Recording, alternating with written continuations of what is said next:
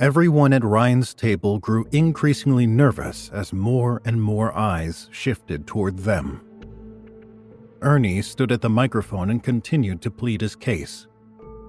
There's no point in being secretive about any of this. Charles, your family has targeted and harassed my son for too long. I want this persecution to end. I want Wallace to be allowed to participate in the Lowell Corporation's businesses, and I want you to apologize to my son in front of our entire family. Charles' face turned red as everyone who was gathered on Evelyn's lawn turned to look at him. He looked like a deer in headlights. Martha nudged him in the ribs. Charles, say something. He turned to her helplessly. What do you want me to say? Anything. Stand up for our family. Charles pushed his seat back, rose from his chair, and addressed the crowd. Everyone, I don't know what to say. Clearly, my brother Ernie is upset. You're darn right I'm upset, Ernie shouted into the microphone. Imagine if it were your children under attack, Charles. What would you do? Mary leapt up from her seat, unable to hold back any longer. We were under attack, Uncle Ernie, from your son. Gasps rippled through the crowd. Wallace walked over to his father and grabbed the microphone off of its stand. You were being attacked by me? Who started this whole thing? It was your husband who ridiculed me in front of our entire family by suggesting the emeralds I bought for our gam-gam were fake. Then he tricked me into making a bet that would cost me my share of the company. The emeralds were a fake, Wallace, and nobody tricked you into anything. You made a play to take over my share of the company and you lost fair and square. You just aren't man enough to admit it. The crowd noise began to swell as the argument became more and more heated.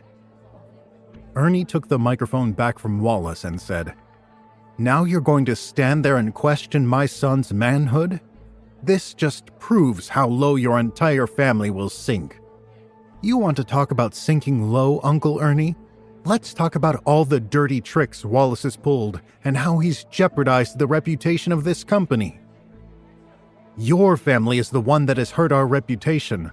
Look at the humiliation we suffered when everyone heard your husband was sleeping with your sister. There was a collective gasp from the entire crowd. Then everyone became silent as they waited to see how Mary would respond. But before she could speak, Ryan stood up and placed his hand on her shoulder. He addressed the crowd in a loud and clear voice. Ladies and gentlemen, my wife will not dignify these lies with a response. You all saw the photos that were meant to incriminate my sister-in-law and me, but you also saw the video evidence that proved those photos were misleading. You should have been able to figure out the truth on your own. But the question none of you seemed to ask yourselves was, who sent you those photos in the first place? And more importantly, why? Soft murmurs spread throughout the crowd. Isn't it obvious? Ryan asked. Doesn't this seem to fit a pattern? How many times are you going to let Wallace fool you with his schemes? Wallace and Ernie grew more and more nervous as support from the crowd seemed to shift toward Ryan. Wallace looked to Evelyn helplessly. She went over to Ernie and took the microphone from him. Enough of this, she said. I invited my son Ernest to come up here and speak from his heart, and you have turned this whole thing into a witch hunt. I will not allow such a tasteless display of manners at my annual banquet. From one of the far tables, several family members stood up and started to leave. Another table on the opposite side of the lawn followed suit. What is happening? Evelyn said.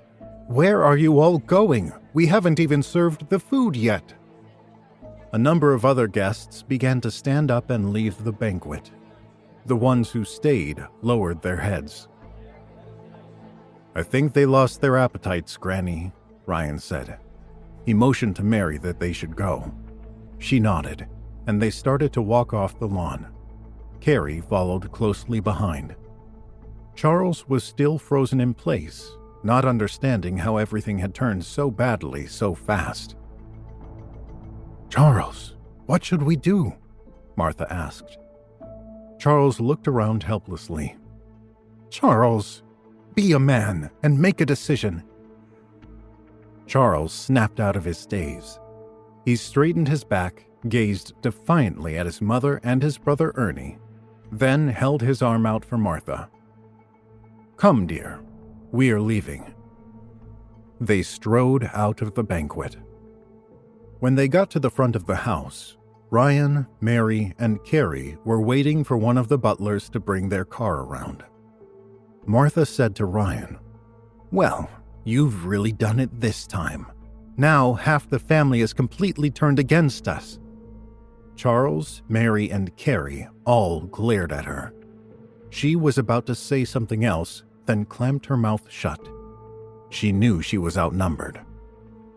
They drove back to Wellesley just as silently as they had driven out to Manchester by the Sea.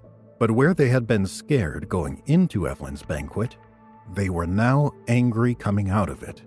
She had pushed them too far, and in doing so had made it clear to everyone that she would always back Ernie and Wallace no matter what they did. When they got inside the house, Charles pulled Ryan aside and said, "Thank you for sticking with us back there. You did the right thing, no matter what my wife says." Ryan nodded at him. "Don't mention it, Charles." That night, after they had all gone to bed, Mary tossed and turned so much that Ryan couldn't fall asleep. He sat up and turned the light on. "What is it?" he asked. Mary sat up beside him. "It's never going to stop, is it?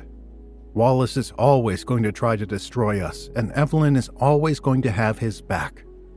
"You're right." She frowned. "Gee, thanks. I feel a whole lot better now." Ryan gently touched her chin and turned her face toward his. "Yes, Wallace is always going to come after you, and Evelyn will always have his back. And they will lose every single time, because I've got your back." She smiled and nodded. "Yeah, okay. It just feels like we're always making enemies."